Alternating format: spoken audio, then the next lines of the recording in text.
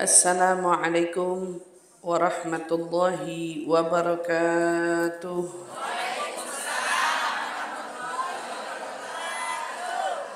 Alhamdulillahi rabbil alamin wa bihi nasta'in ala umuri dunya waddin wassalatu wassalam ala ashrafil anbiya'i wal mursalin sayyidina wa habibina wa syafi'ina wa qurrati a'yunina Muhammad sallallahu alaihi wa ala alihi wa sahbihi wa sallam.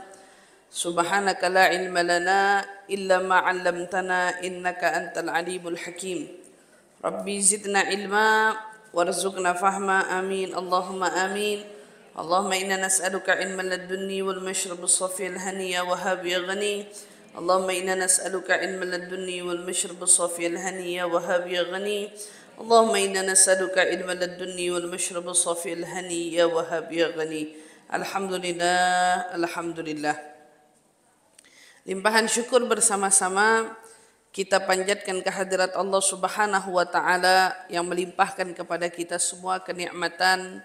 Di antara nikmat besarnya adalah kita menjadi orang-orang yang dipilih Allah beriman kepada Allah dan Rasul-Nya. Alhamdulillah, itu merupakan salah satu nikmat terbesar yang dikatakan nikmatil islami a'la nikmatin halat bisahah. Kalau kita mau cari nikmat yang paling besar itu adalah nikmat kita bisa memeluk agama Islam. Nikmat di mana kita bisa mengerti arti dari kata Islam. Karena hari ini banyak orang muslim, ada orang mukmin. Muslim dan mukmin ini adalah arti yang berbeda. Kalau kita sekilas melihat muslim, mukmin kayaknya sama aja. Dan bahkan cenderung kita ngerasa muslim, mukmin itu adalah kita. Tetapi fakta dan kenyataannya, muslim itu mengandung makna sebagaimana mukmin juga mengandung makna. Nah, itulah mengapa alhamdulillah kalau kita ini belajar, kita jadi paham bahwa sesungguhnya kita tidak hanya bisa jadi orang muslim, tetapi kita juga perlu menjadi orang mukmin. Kalau sudah jadi orang muslim, orang mukmin, kita juga perlu jadi muhsin. Nah, karena kan kita tahu rukun agama ini ada 3. Pertama Islam, kedua iman, ketiga itu ihsan. Untuk menjadi orang muslim, katanya kita perlu mengetahui rukunnya. Rukun-rukun daripada agama Islam. Yang mana sama-sama kita pasti tahu, hafal, mengerti, tetapi belum tentu bisa memahami dan memaknai. Gitu ya. Kalau kita belajar rukun Islam hari ini, ditanya, tahu nggak? Tahu, ada berapa? Ada 5. Sebutkan, hampir semuanya bisa nyebutin. Tetapi begitu sudah masuk ke fasenya memahami dan memaknai, itu nggak semua. Sama juga. Kalau kita tanya hari ini, rukun iman ada berapa? Ada 6. Orang pada tahu, sebutkan. Mungkin semua bisa nyebutin. Ya. Tetapi pada saat itu semua kita bisa sebutkan, lalu kita tanya, dapatkah kamu memahami dan memaknai?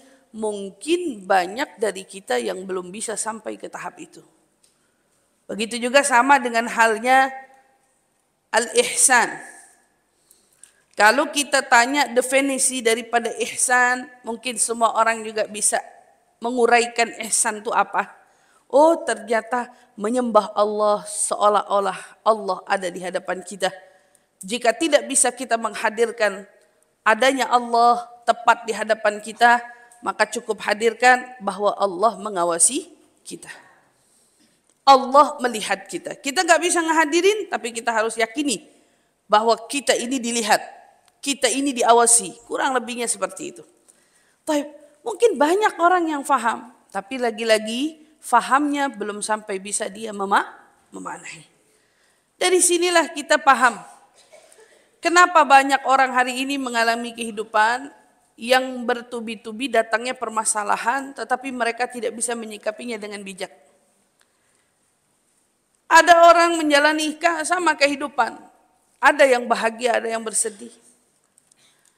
Ada yang dari bahagianya sampai lupa diri. Tapi di sana ada juga yang bersedih, tetapi justru sedihnya itu mendatangkan pundi-pundi pahala. Keadaan semacam ini bisa terjadi di antara kita. Kita bisa jadi orang yang bahagia yang diiringi dengan syukur, tapi ada juga yang bahagia, nauzubillah, sampai lupa diri.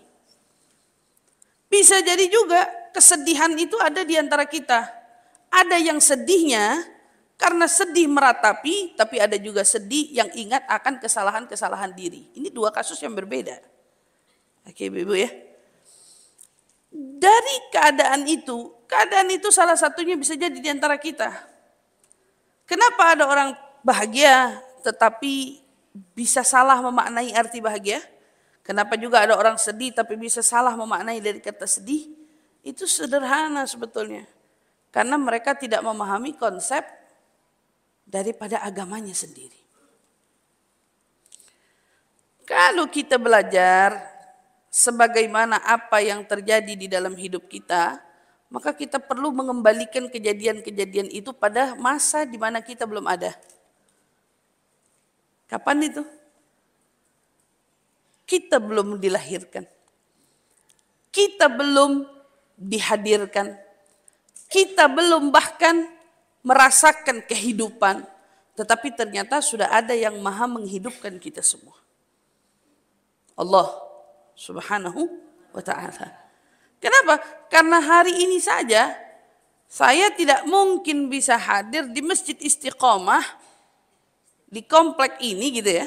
Di sini duduk bersama dengan ibu-ibu semua kalau bukan sudah direncanakan olehnya. Allah Subhanahu wa ta'ala. Kalau nggak direncanain siapa yang mau punya rencana? Kita. Pertanyaannya, kalau kita yang merencanakan, siapa yang mengenalkan ibu pada saya? Semua yang terjadi dalam hidup kita tidak ada yang kebetulan. Tetapi semuanya itu berdasarkan rancangan yang sudah dirancang oleh yang maha merancang. Yang diatur oleh yang maha mengatur, yaitu Allah Subhanahu wa ta'ala.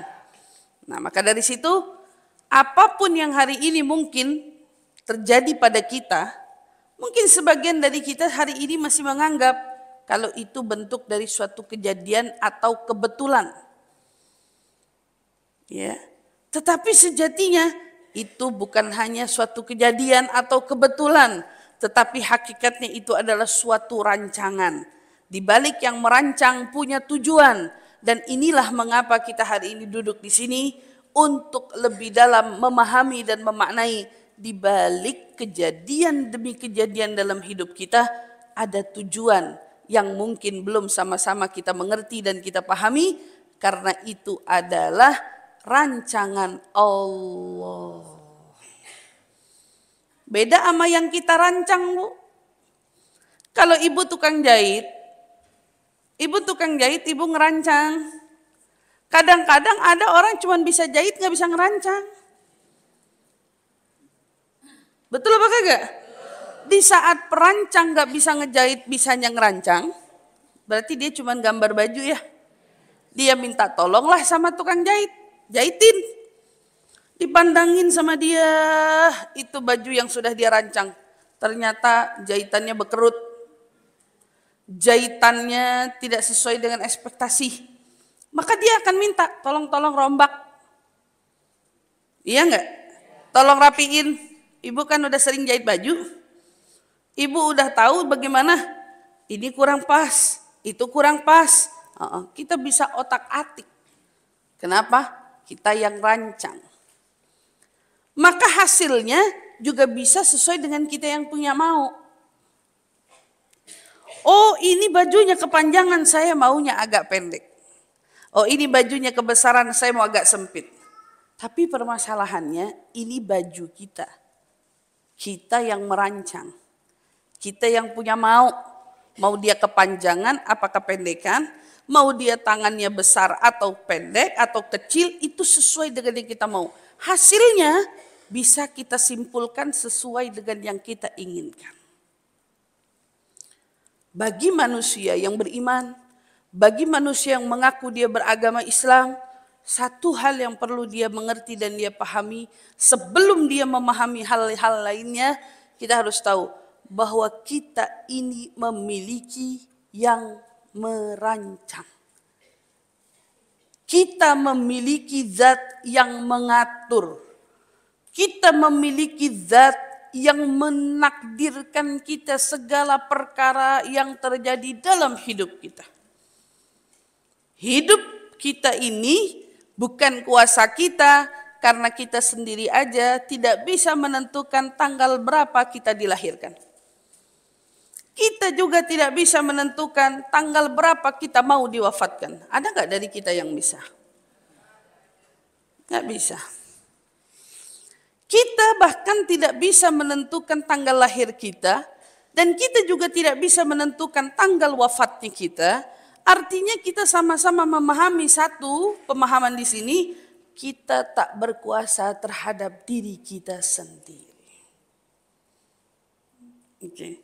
Jadi kalau sama diri sendiri aja nggak berkuasa, gimana sama kejadian yang terjadi? Kalau sama diri kita sendiri aja kita nggak berkuasa, gimana menyikapi hal-hal yang ada di dalam kehidupan kita sehari-hari? Sepatutnya kalau orang memahami bahwa dia ada yang merancang dan ada yang mengaturnya dengan sedemikian rupa, patutnya dia juga mengerti bahwa segala hal yang terjadi pada hidupnya itu tidak mungkin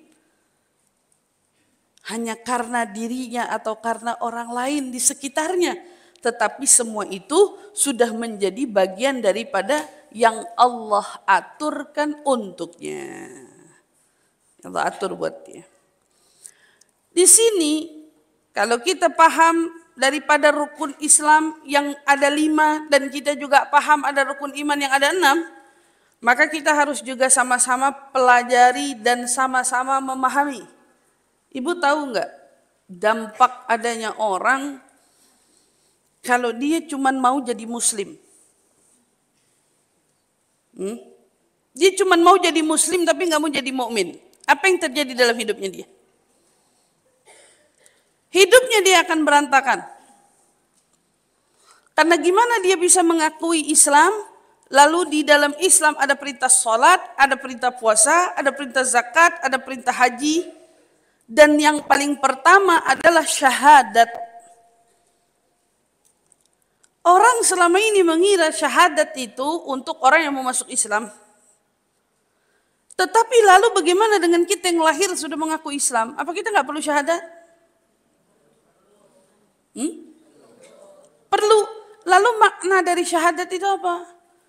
Syahadat artinya kita bersaksi. Sebelum kau menganggap dirimu beragama, bagaimana saksimu atas Allah yang menjadikan kamu beragama? Apa saksimu kepada Allah? Hanya Tuhan? Asyhadu alla ilaha illallah. Tiada Tuhan. Apa itu doang artinya? Ayo kita lihat artinya yang ulama yakini. La ilaha illallah, la mawjuda illallah. Tiada zat yang ada kecuali karena Allah.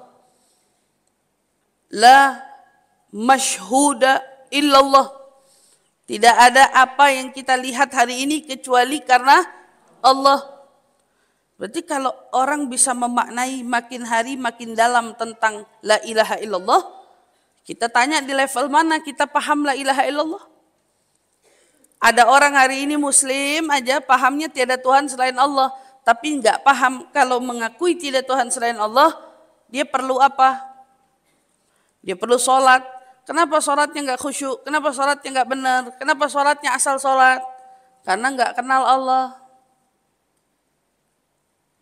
Orang kira selama ini cukup pelajari sholat. Orang kira selama ini cukup pelajari puasa. Selama ini mengira cukup pelajari haji dan lain sebagainya. Tapi lupa mempelajari sistematik zatnya Allah. Allah yang maha berkuasa dan maha mengatur segalanya ini juga kita perlu pahami. Makanya Allah hadirkan ada 99 sifatnya yang bukan cuma untuk dihafal tapi juga untuk dipahami. Karena kalau kita paham, sholat kita jadi lebih nikmat, zakatnya jadi lebih nikmat, kemudian hajinya nikmat, puasanya nikmat, ibadah-ibadah lainnya nikmat. Nikmat. Kenapa? Tahu Allah yang mengadakan dia ada, Allah yang memerintahkan dia untuk sholat, Allah di balik semuanya, dia tahu ada Allah. Makanya begitu masuk ke fase rukun iman, iman ini berkenaan dengan bukan gerakan ibadah. Kalau Islam itu tentang teori, praktek. Makanya banyak orang hari ini bisa berteori. Ya, dalam teori-teori pinter, praktek lebih gampang. Tapi di dalam menjalankan, iya kan? Menjalankan ini nih yang seringkali kebentur dengan kendala-kendalanya.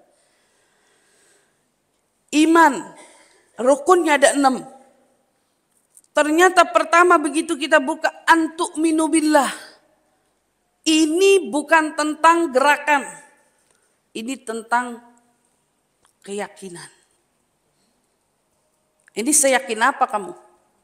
Sama siapa? Allah. Kamu yakin Allah ada? Kamu beneran yakin Allah itu mengawasi?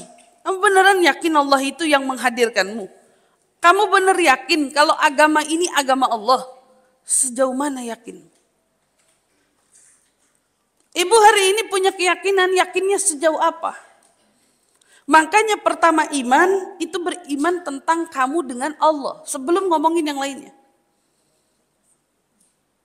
Nabi SAW, begitu dia pertama kali diutus menjadi seorang Rasul, ibu kan pada dengar kisah-kisahnya. Apa sih kisah yang pertama sebelum Nabi diangkat menjadi seorang Rasul? Ada nggak sih yang sadar?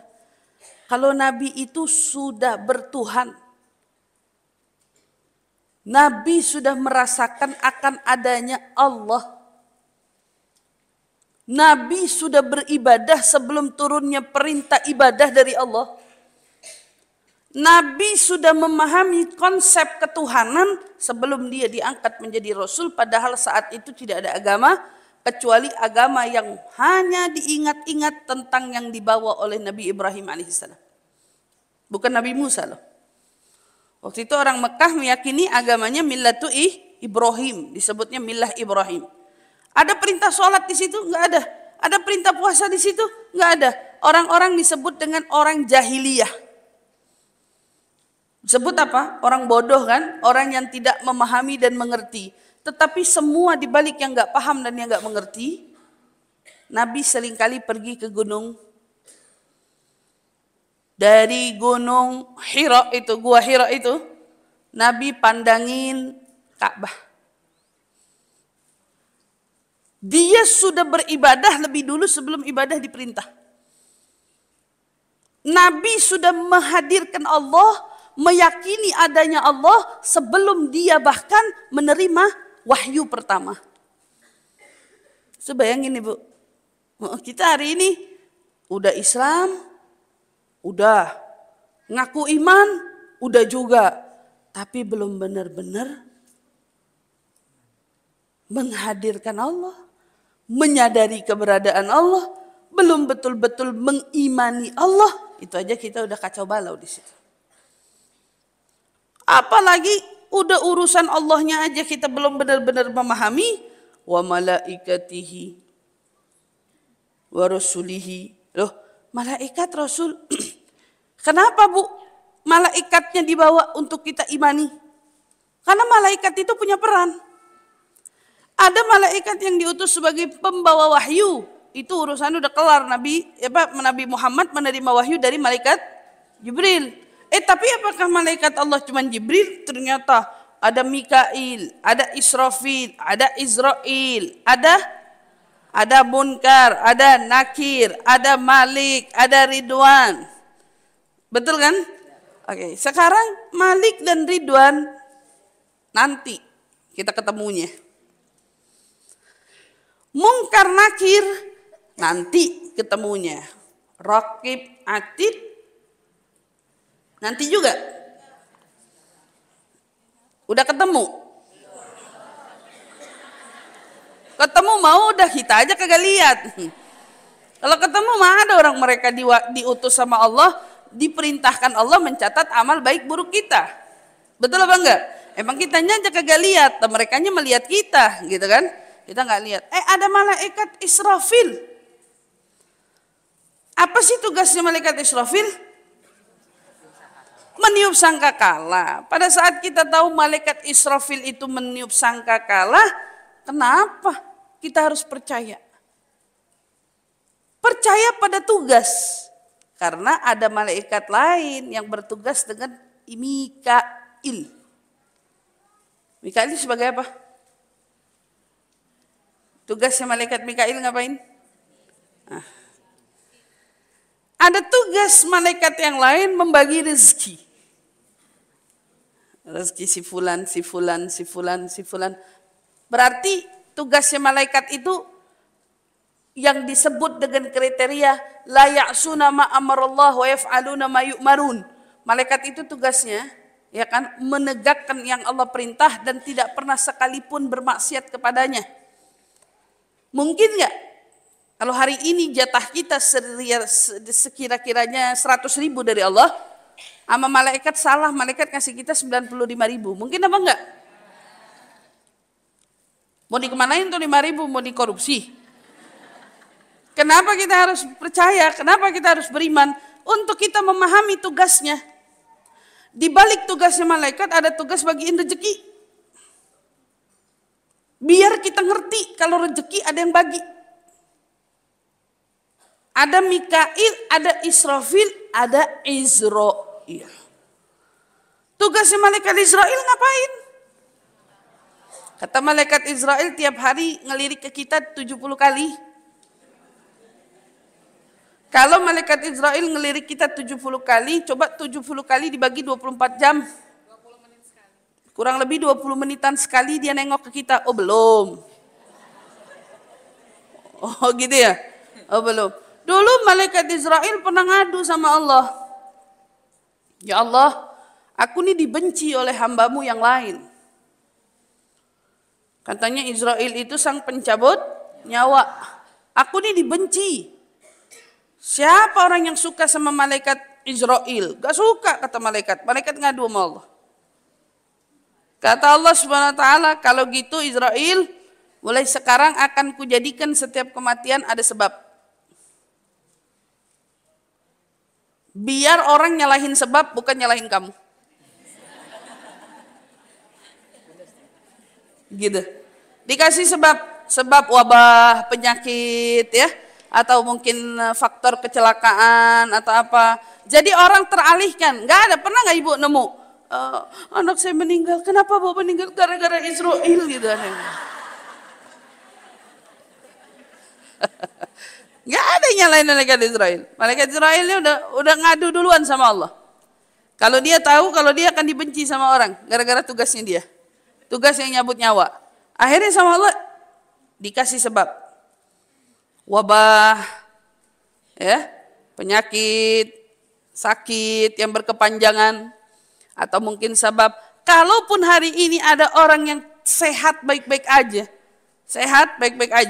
terus tiba-tiba dia meninggal dunia, tetap orang gak ada yang nyalain malaikat Israel. Yang disalahin siapa?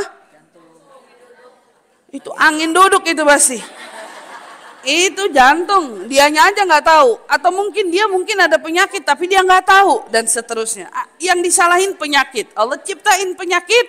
Penyakit itu menjadi sesuatu yang paling dibenci. Pada akhirnya orang kalau dengar sama yang namanya sakit tuh gak demen aja.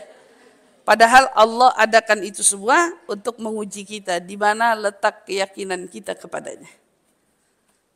Dikasih sama Allah sebab sakit, penyakit dan lain sebagainya untuk melihat sejauh mana keimanan kita terhadapnya.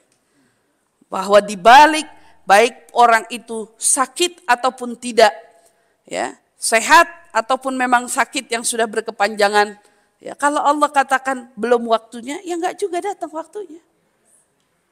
Tapi orang sehat afiat, tidak kenapa-napa, Tapi Allah bilang waktunya sudah, terjadilah dia. Itu kan seperti itu. Banyak orang yang belum memahami sampai sedalam itu.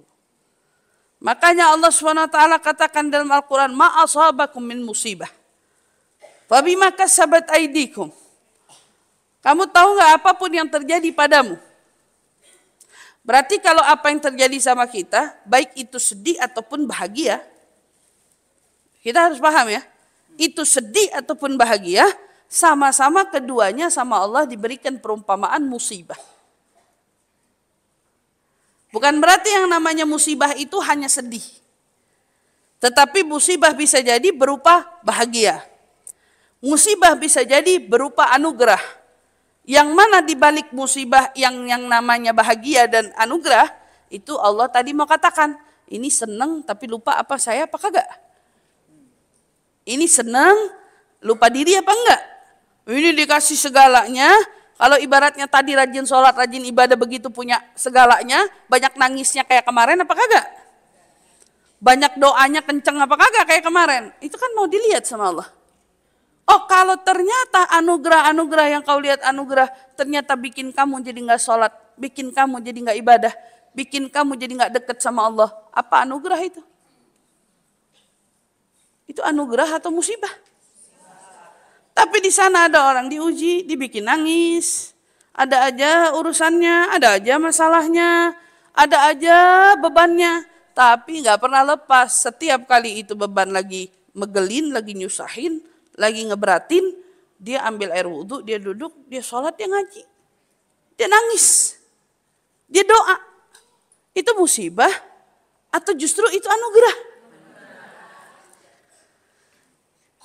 Berarti kan yang disebut ma'asabakun min musibatin. Kamu itu terdampak satu hal yang terjadi dalam hidupmu, yaitu berupa sebuah, mau sedih, mau senang, yang terjadi. Apapun yang terjadi. Namanya musibah semuanya. Kamu harus tahu semua itu terjadi karena ulahmu sendiri. Ulah kita. Jadi bahagia kamu bisa jadi karena ulahmu. Sedihmu juga bisa jadi karena ulahmu. Ada orang dikasih ujian tapi bisa senyum. Ada orang dikasih anugerah tapi bisa sedih. Itu juga sesuai ulahmu. Ulah kita bukan ulahnya Allah. Innahu huwa adhaka wa abkah. Dialah Allah yang membuat kita tertawa, dialah Allah yang membuat kita senyum. Berarti semua tidak lepas dari perannya yang menetapkan segala hal terjadi dalam hidup kita. Oke. Lanjut, rukun iman, beriman pada Rasul. Beriman kepada kitab sucinya. Beriman kepada apa lagi? Hari akhiratnya. Betul apa enggak? Oh ini kalau mau dibahas ini bukan satu kali ketemunya dong. Kitabnya banyak. Referensinya banyak. Alurannya juga banyak. Ya kan? Tapi saya cuma mau ngulik part yang terakhir. Qada wal qadar. Kenapa? Karena ternyata poin penting yang disebut dengan iman, bagaimana kamu menyikapi dengan poinnya qada dan qadar. Ternyata qada dan qadar menjadi bagian daripada iman. Karena kebayang gak hari ini orang hidup, kalau dia tidak bisa mengimani yang namanya qada dan qadar, apa jadinya? Seperti misal contoh, ada orang tadinya sehat-sehat, afiah, baik-baik aja, kerja, hidup di dalam keluarga yang baik-baik aja, anak istrinya luar biasa, tidak punya masalah, tidak punya ada kendala apa-apa, tapi tiba-tiba dia kecelakaan kerja. Dia kerja di pabrik potong daging, ternyata tangannya kepotong. Ini contoh. Atau dia kuli bangunan, kerja baik-baik aja, ibu tahu tempat ngaduk split, mesin itu, molen. Dia masukin batu, dia masukin semen, tangannya kemasuk, kepotonglah tangannya dia. Apa yang terjadi pada hidupnya? Hancur. Tadinya punya tangan. Terus tiba-tiba tangannya nggak ada. hidupnya akan hancur, pekerjaannya hilang. Kalau kita lihat, atau mungkin dia tukang listrik, dia yang benerin listrik, dia di PLN. Kalau ada apa-apa listrik mati, dia akan yang manjat ke tiang. Iya, ada apa-apa lagi kerja, lagi benerin listrik, dua-dua tangan yang megang listrik kesetrum. Membuat akhirnya tangannya hancur, tangannya melepuh, akhirnya tangannya harus diamputasi. Oke. Kejadian-kejadian semacam ini sering kali terjadi. Yang jadi pertanyaan, ada orang yang tadinya punya tangan lalu gak punya tangan, terperosoklah dia hancur. Dia berasa dunianya runtuh. Dia berasa habislah saya, habis ini saya bisa buat apa? Gak punya tangan. Kata-katanya akan muncul dalam dirinya, kenapa ini terjadi padaku ya Allah? Pertanyaan-pertanyaan semacam itu akan muncul dalam benaknya seseorang. Dia akan bertanya-tanya dan terus bertanya-tanya kenapa dia dan kenapa dia. Tapi hakikatnya kamu lupa. Kalau semua ini ada campur tangannya. Dan kenapa kita perlu beriman pada qada dan qadar? Karena dengan iman itu akan meringani kita sendiri. Datangnya satu kejadian yang tak kita sangka pada hidup kita. Pada saat kita punya iman, artinya kita percaya kalau itu adalah perannya Allah, itu akan ngeringanin kita, Bu. Coba lihat hari ini ada ibu-ibu punya suami, suaminya kerjaannya lagi bagus. Masya Allah. Tadinya tinggalnya di mana, terus pindah, kompleknya cakep. Lagi sedang baik-baik ekonomi, sejahtera, tiba-tiba ada yang nipu. Salah satu angkutan kantornya bawa kabur uang. Sementara dia masih punya sangkutan, ada hutang, ada uang orang, ada deal yang sudah disepakati dan harus diselesaikan. Oke, kasus-kasus macam ini banyak atau tidak? Banyak. Tiba-tiba di tengah-tengah dia yang merasa sedang baik-baik saja lalu berubah tidak baik-baik saja, bukan? Oke, ada yang bawa kabur uangnya, dia ditipu, kemudian hari ini harus ada yang dia lunasi, sementara modalnya tidak ada karena uangnya semua dibawa pergi. Akhirnya mau tidak mau rumahnya yang tadinya sudah settle, sudah baik, mau nggak mau dijual karena untuk menutupi kekurangan-kekurangan terhadap orang lain dan sebagainya. Itu musibah. Kalau orang nggak punya iman menyikapi kejadian ini, apa jadinya? Hah? Rumah tangga bisa pecah, hancur, hubungan istri dengan suaminya rusak, hubungan ibu atau ayah dengan anaknya bisa hancur rusak, hubungan sosial kita dengan sesama juga bisa hancur, bisa rusak, minder, malu, merasa terpojok, merasa tersudut. Berapa banyak kejadian-kejadian ini terjadi dalam hidup kita. Kuncinya ternyata disebabkan oleh kita yang tidak betul-betul mengimani konsep qada dan qadar. Yang itu sudah Allah katakan menjadi bagian yang perlu kau imani. Karena saat kita beriman dengan qada dan qadar, maka kita akan meyakini di balik hal yang terjadi ada Allah yang maha mengatur itu untuk terjadi. Maka kalau kita sudah mengaitkan urusan ini sama Allah, ayo kita kaitkan lagi dengan apa? Dengan Allah zat yang punya 99 sifat agungnya itu, dengan 99 dia punya nama-nama yang kita agung-agungkan itu, dengan apa? Nama-nama Asmaul Husna. Nah, mungkin atau tidak kiranya kita mau menganggap kalau Allah itu jahat terhadap hamba-hambanya. Mungkin atau enggak? Ibu punya anak, ibu yang mengandung, ibu yang melahirkan. Betul apa enggak? Ibu bilang karena saya mengandung, karena saya yang melahirkan, makanya saya sayang. Benar? Benar. Ada ibu yang hamil, ada ibu yang mengandung, anaknya enggak disayang? Berarti benar ibu sayang sama anak karena ibu yang mengandung, karena ibu yang melahirkan. Hah? Ayo, saya mau tanya sama ibu. Benar apa enggak? Saya bilang salah. Karena Allah yang menghadirkan rasa sayangmu kepada anak. Kalau Allah tidak menghadirkan rasa itu, dari mana sayangmu pada mereka? Ada orang lihat kucing di pinggir jalan, cuek. Tapi kalau Allah hadirkan rahmat di dalam hatinya, anak kucing, ada kucing di pinggir jalan, gak tega dia. Disamper, dikasih makan. Dari mana itu? Allah yang kasih rasa. Ada orang tua hari ini, Masya Allah, sama dapat berita mengandung. Ada yang bahagia, loncat-loncat, ada yang sedih. Kenapa? Hamil lagi.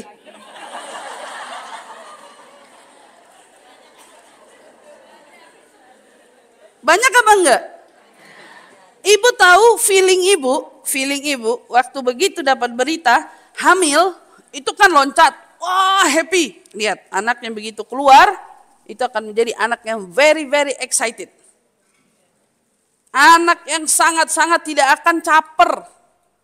Cari perhatian, enggak. Kenapa? Karena saya hidup diinginkan oleh orang tua saya.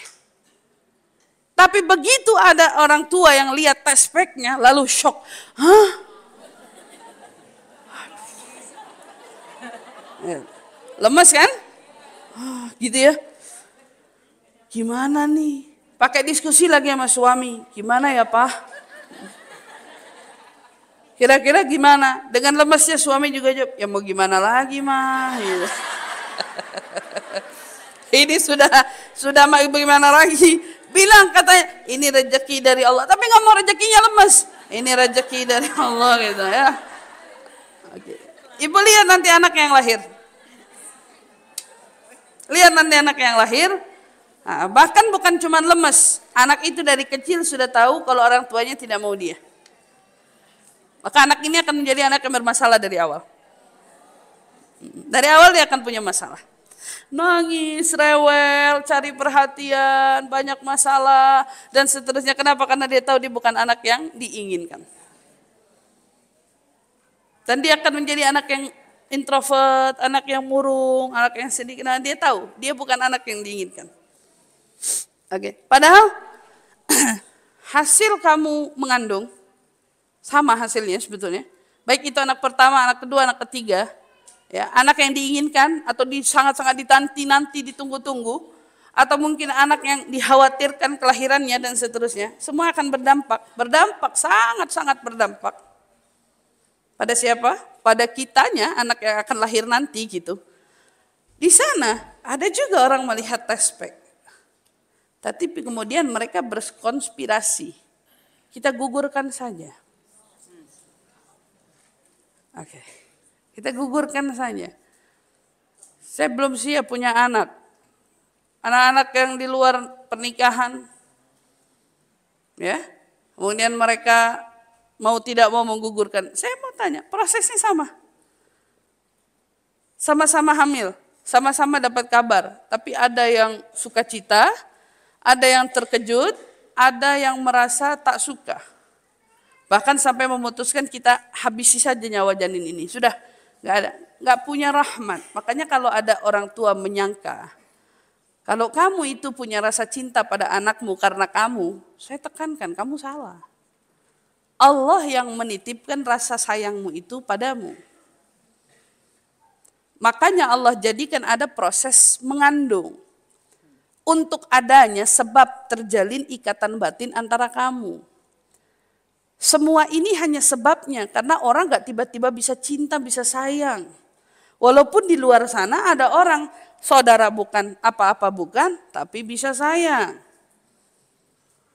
Sayang ini, perasaan ini bukan dikarenakan sebab tertentu. Tetapi karena ada Allah yang menitipkan rasa cinta itu. Kita harus ingat baik-baik itu. Maka rahmat ibu kepada anak, itu ada Allah yang menitipkan rasa rahmat itu. Kalau kita sebagai ibu nggak sanggup melihat anak kita demam, tidak sanggup melihat anak kita kenapa-napa, tak kuasa melihat mereka tak berdaya, mari kita sama-sama bayangkan. Mungkinkah Allah yang hanya membagi kita sedikit rasa sayangnya itu kepada kita, tak kuasa melihat anak kita menderita, tak kuasa melihat anak kita terluka, masa iya Allah sanggup melihat hambanya terluka? Masa iya Allah sanggup melihat hambanya itu menderita? Kalau ada orang hari ini sedang ketimpa satu masalah, lalu dia bilang, itu adalah Allah yang tidak adil sama dia. Allah, kenapa harus menitipkan, kenapa harus memberikan ujian ini pada saya? Kamu kira Allah jahat? Kamu kira Allah itu sedang melakukan sesuatu yang tidak benar gitu? Kenapa dia memberikan ujian itu kepadamu dan lain sebagainya? Kita terlalu dini menyimpulkan. Kita terlalu cepat menyimpulkan. Sehingga kita langsung mengklaim bahwa Allah nggak adil, Allah itu melakukan ini dan lain sebagainya. Enggak. Makanya pentingnya punya iman sama qada dan qadar. Penting banget tuh belajar yang disebut dengan iman kepada takdir. Karena pada saat kita bisa iman sama takdir itu dengan sempurna, tidak akan kita temukan ada dari kita yang berani berkata bahwa orang tua kita itu jahat, apalagi Allah yang menciptakan kita jahat. Nggak ada. Nggak akan ada tuh kalimat itu. Jika sudah kita anggap semuanya baik, contoh ibu punya anak 5, oke, anak ibu 5, yang satu pinter, lulus dengan hasil yang sangat memuaskan. Lulusnya dari mana? Lulusnya dari SMP menuju SMA. Anak SMA sekarang butuh laptop, betul apa enggak? Ya, anak butuh laptop, dia belajar harus pakai komputer, ada laptopnya, susah kalau enggak. Maka anaknya bilang, Mama, aku kan sudah dapat nilai bagus, aku lulus, beliin aku laptop ya. Karena ini aku butuhkan untuk urusan sekolah. Kata mamanya, iya nak, nanti mama beliin. Ada anak apa? Anak SD, baru lulus SD, mau ke SMP, anak kita juga. Dia lihat kakaknya dibeliin laptop, dia iri. Dia pengen. Mama, kenapa kakak dibeliin laptop, aku tidak?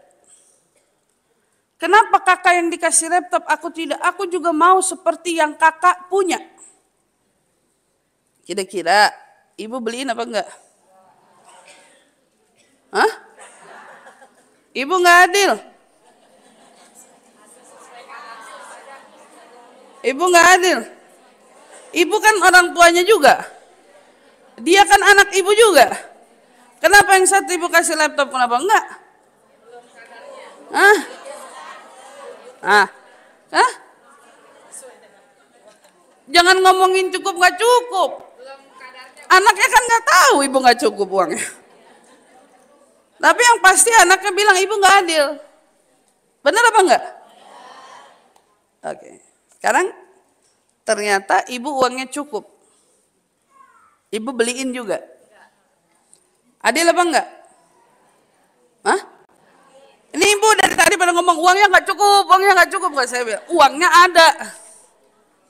Bukan uangnya nggak ada, ibu bisa beliin dia laptop juga. Lalu ibu beliin. Saya mau tanya, kakak dapat laptop, si adik dapat laptop, apa ibu sudah jadi ibu yang adil?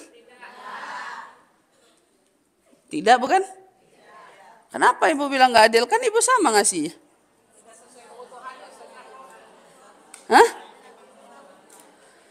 Alasan dibalik pemberian ibu, alasan tak beralasan. Kenapa? Karena ibu cuma ngasih atas dasar irinya. Tetapi poin yang terpenting, ibu tidak memberi imbalan yang layak untuk diberikan kepadanya.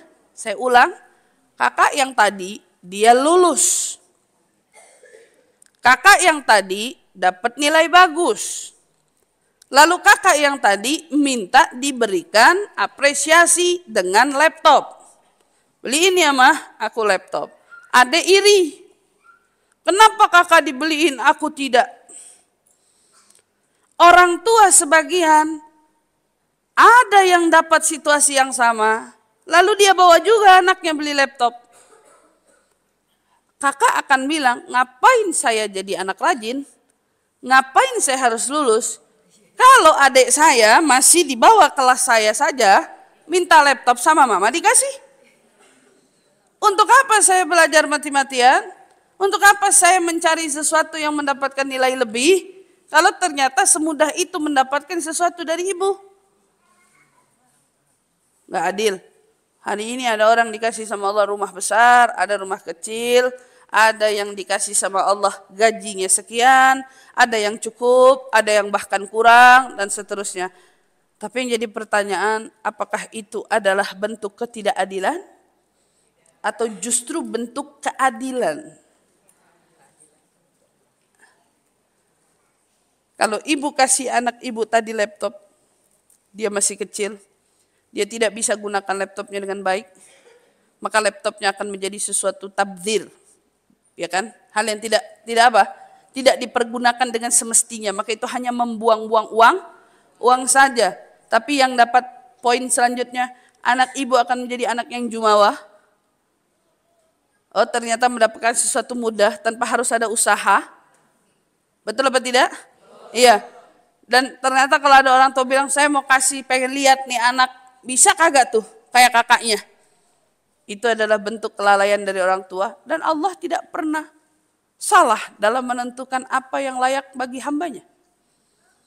Kalau ada hari ini ditentukan sama Allah layak untuk menerima rumah besar, Allah juga tidak luput untuk melihat rumah besarnya itu betul-betul dipergunakan dengan semestinya atau tidak.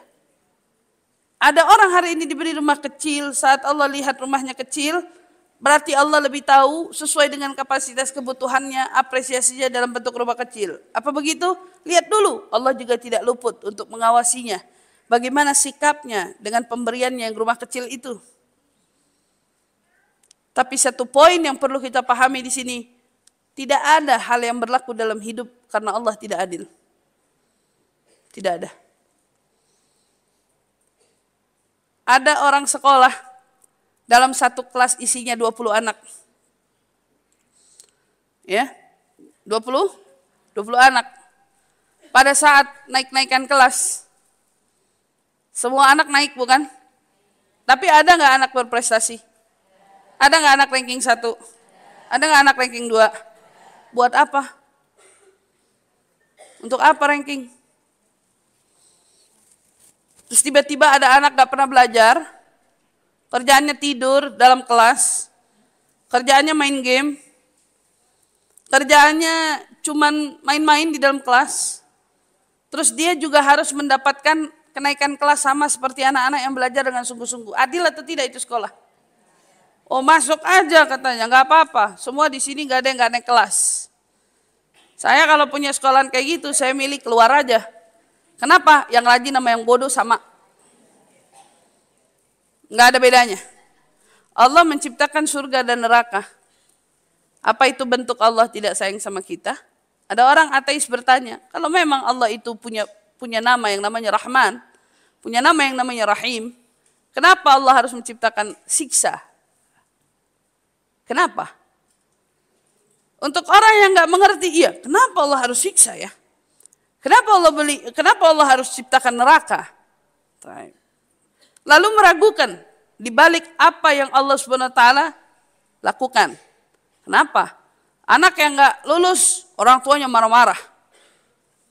Kenapa anak saya nggak lulus? Ibu sebelum marah-marah ke sekolah, mestinya introspeksi diri, bukan? Kenapa jadi sekolah yang dimarahin? Ada nggak orang yang marah-marah datang ke sekolah? Ada nggak yang tiba-tiba demo minta keadilan? Anak saya nggak lulus, belajar kagak. Kerjaannya main game, kerjaannya bolos. Kerjaannya skip, terus tiba-tiba mau datang mau mengadili sekolah dengan alasan, kenapa tidak luluskan anak saya? Kalau sekolah iyahin dia, integritas sekolahnya di mana? Hari ini kita hidup di dunia, ada yang hadir kajian, ada yang tidur di rumah. Ada bahkan yang hari ini na'udzubillah sedang merampok. Ada bahkan yang mungkin saat ini sedang mengambil hak orang. Terus tiba-tiba nanti pada saat kita diadili Allah katakan udkhulul jannati, kamu semua masuk surga saya. Ketemu sama si perampok yang kemarin. Ketemu sama si perampas, ketemu sama yang zalim. Loh, kok kamu bisa di sini? Sama lagi sama saya yang duduk ngaji. Saya mau tanya, Allah adil apa enggak? Kenapa? Ya karena Allah tidak memberlakukan hukuman. Hari ini ada maling, rampok rumah kita, ngambil emas-emasan kita, tapi nggak ada penjara. Nggak ada hukum berwenang. Negara apa ini? Apa jadinya kita? Berarti buat apa punya gembok? Buat apa kita tutup rapat dan kenapa harus pasang CCTV kalau ternyata malingnya, perampasnya, pencurinya juga tidak diadili? Betul apa enggak? Sekarang ada orang, ada surga dan neraka. Wajarlah Allah ciptakan neraka. Bukan karena Allah tidak sayang kepada kita, tapi Allah juga ingin memberikan efek jera. Bentuk daripada keadilan. Masa iya orang yang di dunianya minum minuman keras, berzina di sana sini, mengumbar-ngumbar aurat, memperjualbelikan agama, dan lain sebagainya dari perbuatan-perbuatan maksiat lainnya, lalu dia di akhirat tidak dihukum gitu? Langsung masuk aja ke dalam surga sama kayak orang yang tahajud tiap malam. Sama kayak orang yang sedekah, yang narik, ya berarti yang ngerampas sama yang ngasih orang uang untuk yang butuh sama kedudukannya. Ini adil atau tidak? Jadi sebelum kita mengklaim kalau ada sesuatu yang terjadi dalam hidup kita itu karena apa? Karena bentuk Allah itu tidak cinta kepada kita, maka kita salah besar. Maka hakikatnya segala sesuatu yang terjadi dalam hidup kita itu adalah hal baik. Yang Allah sudah tahu bahwa itu baik. Karena Dia yang maha tahu, bahkan dari sebelum kita dilahirkan sampai waktu kapan yang terbaik untuk kita dilahirkan. Dan akan juga tiba waktunya, waktu kapan yang terbaik untuk kita diwafatkan. Kita nggak tahu, tapi Allah tahu. Ibu tahu habis gini mau ngapain? Betul mau pulang. Tapi yang jadi pertanyaan, sampai rumah jam berapa? Ada yang tahu? Kita akan jawab kalau nggak macet jam segini sampai. Kalau macet ya nggak tahu. Kalau ban kempes, kalau ada apa-apa, kita nggak tahu. Betul apa enggak? Yang akan terjadi kita juga nggak tahu. Kita nggak tahu yang belum terjadi dari yang sebelumnya kita dilahirkan, kita akhirnya dilahirkan. Kita juga nggak tahu kapan terjadi waktunya kita akan diwafatkan karena kita memang tidak memegang kendali apapun dalam hidup kita ini kecuali hanya apa? Cukup bagi kita menjalankan ketaatan dan menjauhi apa yang dilarang karena Allah tidak pernah menyanyiakan usaha dari hamba-hambanya. Gak pernah. Yang sholat, yang rajin, yang ibadah, yang ngaji. Allah tahu harus memperlakukan apa kepada mereka. Yang diuji, yang diberi ujian, yang mereka sabar, yang mereka bertahan, mereka tetap memilih kuat. Allah juga tidak akan pernah menyanyiakan usaha mereka. Yang hari ini menganggap lalai, menyepelekan urusan Allah, menganggap enteng urusan Allah. Sholat gak penting, tutup aurat gak penting, belajar ilmu gak penting. Pada saat datang ujian, nangis, meratap, menangisi, tidak menerima, dan bentuk lain sebagainya. Allah juga tidak diam. Dan Allah juga tahu pelajaran apa yang layak untuk diberikan kepada orang-orang semacam itu.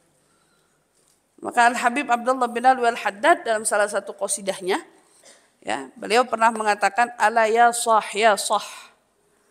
duhai kawan, duhai teman, la tajza' wa tadjar. Jangan pernah kamu itu menolak, mengelak, ya, apalagi sampai menentang apa yang Allah tetapkan. Wasallim lil maqadir kay tuhmat wa tujar. Serahkan semua takdir ini kepada yang maha menentukan. Agar kamu bisa menjadi siapa? Agar kamu bisa hanya menjadi hamba yang bersyukur. Dan kamu lalu kemudian diberikan pahala dan ganjaran dari rasa syukurmu itu. Dapat apa aja ditakdirin sama Allah, berusaha menerapkan rasa syukur. Apa kamu kira kamu gak dapat ganjaran? Dapat. Nggak ada orang yang sabar, yang kuat, yang ikhlas, yang tetap memilih bertahan, yang memilih untuk terus berusaha berjalan di jalan Allah Subhanahu wa taala, lalu kemudian dia Dia tidak diberikan ganjaran oleh Allah. Mustahil. Itu nggak mungkin. Fakun radhi. Beliau bilang, maka jadilah orang yang rela, yang ridha bima gaddar wa dabbar. Atas apa yang Allah takdirkan, atas apa yang sudah Allah Subhanahu wa taala tetapkan. Wala taskhat gadallah rabbul arsyil akbar. Jangan pernah kamu murka, mengelak, enggak rela, enggak terima apa yang sudah Allah tetapkan. Iya, karena bentuk ketidakterimaanmu, ketidakrelaanmu hanya membuatmu merasa buang-buang waktu saja. Sia-sia aja. Memang kalau kamu nangis dengan tidak rela, kamu bisa merubah apa? Terus nasibnya jadi berubah gitu. Kita ulang kasus yang pertama, saya katakan ada orang kerja lalu kemudian kecelakaan kerja. Lalu dia nangis setiap hari, kenapa ini bisa terjadi, kenapa ini sampai bisa terjadi. Pertanyaannya, uangnya yang tadi dibawa kabur balik lagi? Tangannya yang karena kecelakaan kerja kembali lagi? Enggak, bukan? Tapi kita diajarin untuk bagaimana merelakan. Sabar. Dulu zamannya mobil baru keluar dulu ada tip ya. Tip lagi sedang sebelum tip aja, tip buat kaset. Itu kan ada sesuatu tuh di mobil. Wah, heboh bukan main. Zamannya tip itu zamannya dicolongin. Baru mobilnya nggak dicolong, tipnya dicolong. Kaca dipecahin, tipnya diambil. Kan dulu zamannya begitu kan. Saya ingat betul ayah saya baru beli mobil, ya lagi sedang dibangga-banggainnya. Kita lagi senang-senangnya dengerin lagu dari mobil. Tiba-tiba satu malam dia punya tipnya diambil orang. Orang nggak bertanggung jawab. Pagi-pagi bangun, lihat kaca mobilnya pecah, tip mobilnya diambil. Bukan mobilnya. Tip mobilnya diambil. Ya, saya lihat betul istrinya saat itu panik yang bukan main. Wah, itu kenapa? Kurang ajar betul. Wah, saya liatin muka ayah saya diam aja cuman lihat. Sudah rezekinya sudah habis berarti. Sudah rezekinya udah habis berarti. Ngapain repot-repot marah-marah, cari pelakunya, mau cari kemana? Pertanyaannya. Betul apa enggak? Itu cari kemana? Mau ditangkap terus wah kalau kita kesel, nggak bisa diadilin dan lain sebagainya. Iya, tapi yang jadi pertanyaan, ada dua reaksi. Yang satu marah-marah, yang satu memilih untuk sudah rezekinya udah putus sampai di situ, udah habis. Dia menerima dengan lapang dada. Kun radhi. Orang yang biasanya ridho, rela atas apa yang terjadi, maka dia pasti akan menjadi orang yang senantiasa dihadirkan di dalam hatinya ketenangan dan kelapangan. Hatinya gak sempit, hatinya bahagia. Atas apapun yang terjadi dia tidak mencari-cari kesalahan. Dia tidak mencari-cari atau apalagi menyalahkan. Menyalahkan orang aja gak ada gunanya, apalagi menyalahkan Allah yang menakdirkan. Oh, ini pasti karena kantornya, ini pasti. Untuk apa? Yang satu gak tidur, yang satu pules. Iya kan? Menyikapi kasus yang sama tapi reaksi berbeda. Dan banyak dari kita berulang, ada terjadi masalah tapi kita nggak menyikapi dengan bijak.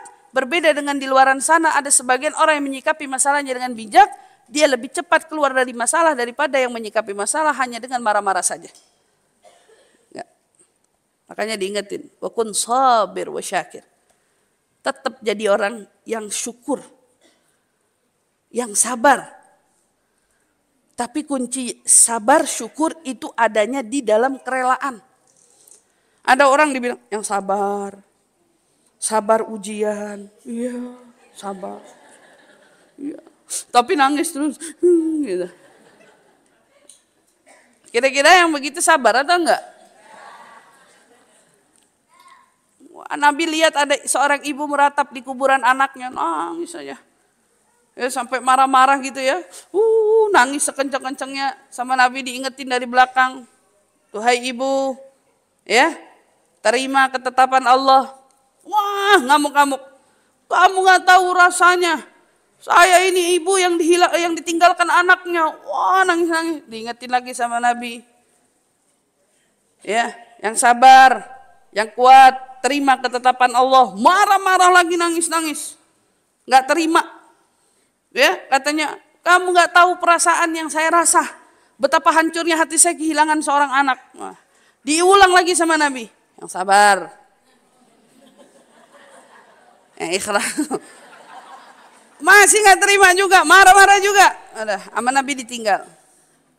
Ada orang damperin tuh perempuan. Ente tahu nggak yang tadi ngajak ngomong kamu tuh Nabi? Ya orang kalau lagi ngamuk-ngamuk lagi apa? Siapa yang ngajak ngomong juga dia nggak mau lihat, nggak mau nengok ya. Nggak peduli yang ngajak ngomong siapa. Ya, nanti di ujung baru nyesel kan gitu. Hah, kata si perempuan, Nabi, iya yang ngajak kamu ngomong tuh Nabi tadi. Buru-buru lah si perempuan itu. Datengin rumah Nabi minta maaf. Datang ke rumah Nabi, ya Rasulullah maafin saya atas sikap buruknya saya, atas apa, doakan saya untuk menjadi orang yang sabar. Nabi bilang apa? As-sabar inda sadamatul ula. Sabar itu bukan setelah kejadian, berangsur-angsur kau terima, berangsur-angsur kau mikir, berangsur-angsur. Tapi sabar itu adalah saat hentakan pertama. Benturan pertama, bagaimana reaksimu dalam menyikapi masalah itu, maka itulah tolak ukur kamu orang yang sabar atau bukan. Jadi begitu masalahnya ada, gimana sikapnya? Marah-marah, kesel, nangis, sedih, meronta-ronta, berontak, atau langsung mengembalikan segala perkara, inna lillahi wa inna ilaihi. Masalah apapun, Bu. Masalah apapun. Kalau udah kayak gitu udah nikmat. Wa kun sabir wa syakir. Takun faiz wa dhafir. Siapa orang yang bisa betul-betul menerapkan ilmu sabar, dia bakal menjadi orang yang diganjar, dia akan menjadi orang yang apa? Yang akan menjadi orang yang menang, ya. Itu semua disebabkan dengan apa? Dengan orang-orang yang Allah Subhanahu wa taala pilih. Takun faiz wa dhafir. Kalau kamu bisa sabar, kamu bakal jadi orang yang menang, dan kamu juga bakal jadi orang yang sangat-sangat beruntung. Nah, maka ingatlah baik-baik bahwa tidak ada takdir yang Allah tetapkan dalam hidup kita itu kecuali adalah sesuatu yang terbaik. Layaknya seorang ibu tidak mungkin ya memberikan racun bagi anak-anaknya. Tidak mungkin seorang ibu yang memiliki rasa kasih sayang begitu luas mencelakai anak-anaknya. Sebagaimana juga tentunya perlu kita sadari bahwa apalah lagi Allah, zat yang punya nama Sang Maha Pengasih dan Maha Penyayang, mungkin bisa membiarkan hambanya itu menjadi hamba yang senantiasa menderita, menjadi hamba yang senantiasa terpuruk, hancur dan lain sebagainya. Justru yang menyebabkan kita hancur adalah diri kita sendiri. Yang menyebabkan kita terperosok adalah diri kita sendiri. Yang menyebabkan kita ini terus-menerus meratap akan semua hal yang terjadi adalah diri kita sendiri. Maka kembalikanlah kepada Allah Subhanahu wa taala dan kita tanamkan di dalam keyakinan hati kita bahwa segala sesuatu ketetapannya itu pastilah indah, yang insya Allah mudah-mudahan siapapun di antara kita yang hari ini sedang diuji dengan berbagai macam masalah, Allah Subhanahu wa taala tentu sedang memberikan hal-hal baik baginya.